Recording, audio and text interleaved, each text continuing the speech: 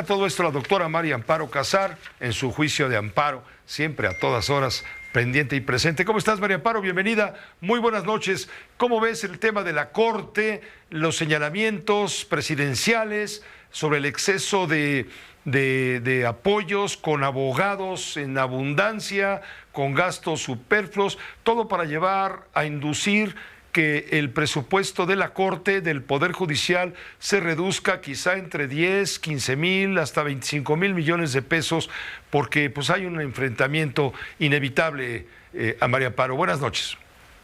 Muy buenas noches. Pues sí, es un tema esto de la Corte y el presidente. Primero habría que recordarle, Pepe, a nuestro auditorio, que es el tuyo, que pues es uno de los tres poderes de la Unión, ninguno tiene supremacía sobre el otro. Hay poder legislativo, poder judicial y poder ejecutivo.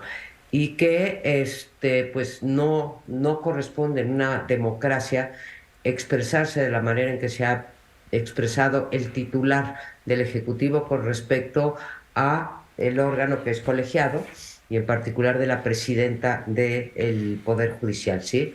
Creo que la conclusión es que cuando al presidente no le alcanzan las facultades para perjudicar a un poder, ¿sí? Las mañaneras sí le son suficientes para dañar a los y a las integrantes del Poder Judicial, y esto se revierte en dañar la reputación de la institución misma, ¿no?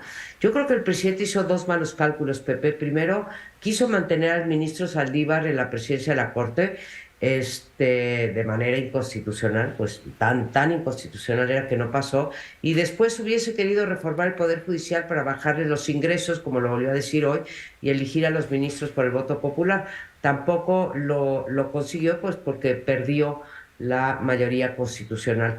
Pero dado que las últimas resoluciones, Pepe, han sido contrarias a las pretensiones, yo creo que ilegales del presidente, bueno, no es que yo crea, es que creen la mayoría de los ministros, no porque estén en contra de su gobierno, simplemente porque se han considerado inconstitucionales. Tú mencionas a una, ahora su villano favorito es el ministro Luis María Aguilar, ya lo acusó de conservador, de retrógrado, de mal juez, luego de proteger a una poderosa empresa privada para evitar que pague 25 mil millones, y finalmente exhibió el día de ayer, y hoy volvió sobre ello, el sueldo y las prestaciones, ¿no? Hoy habló además de todos los apoyos.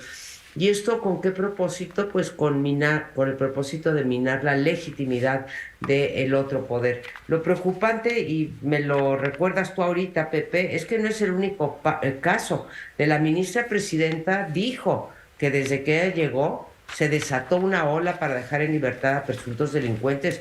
Oye, es un cargo, o sea, es una afirmación, una acusación de verdad brutal. De la Consejería Jurídica decir que es un florero, un adorno, del ministro Pérez Dayán y de Lainez, que invadieron las facultades de otro poder, que torcieron la voluntad del poder legislativo cuando invalidaron la reforma electoral. Lo que no puede, todos podemos entender que a los presidentes no les guste que los frenen, ¿no? Nosotros les llamamos contrapesos, al presidente le parecen obstáculos, pero los ataques no cesan y por fortuna, Pepe, creo yo que la resistencia ahí sigue. Seguimos teniendo un contrapeso en la Corte. Y viene lo que tú dices, con esto cierro, que es el presupuesto. Y ya que él habla de una reforma al Poder Judicial, pues yo recordaría que varios países de América Latina que han hecho recientemente reformas judiciales estipulan en sus constituciones un porcentaje inamovible del presupuesto para esos poderes, y que va del 2% en Panamá a 6% del presupuesto total en Costa Rica. Para que te des una dimensión, nosotros no llegamos, Pepe, ni al 1%. María Amparo, te agradezco mucho, buen análisis. Sí, sin duda hay una... Vamos a ver en qué termina todo esto. Ciertamente no hay todavía la mayoría suficiente para hacer un cambio constitucional respecto a elegir a los ministros, pero sí hay poder suficiente en Morena para que en la Cámara de Diputados se le pueda reducir el presupuesto de ejercicio fiscal para el año entrante. Ahí sí lo pueden apretar y es lo que trata de defender la ministra Norma Piña, y ayer que reunió a todos los integrantes del poder judicial, estaba la judicatura, en fin, estaban los ministros de la Suprema Corte, cuando ella dio este enfático discurso para responder y defender a la Corte, hubo 3 ministros de los 11 ministros quienes no aplaudieron, y ya sabemos quiénes son los ministros que están a favor de la 4T, quienes no expresaron, por supuesto, emoción alguna por lo que dijo la ministra presidenta de la Corte. Pues así es, Pepe, y es lamentable porque sí es un órgano colegiado y lo que se está defendiendo es la institución. No, la Corte no está para defender o para atacar a un gobierno. Entonces, creo que no se vale y de repente sí me molesta que digan, están enfrentados el presidente y la Corte. No.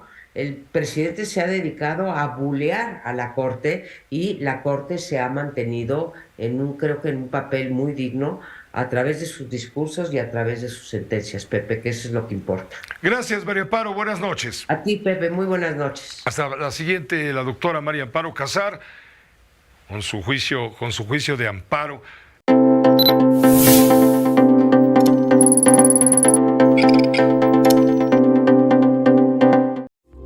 Esta fue una producción de Grupo Fórmula. Encuentra más contenido como este en radioformula.mx.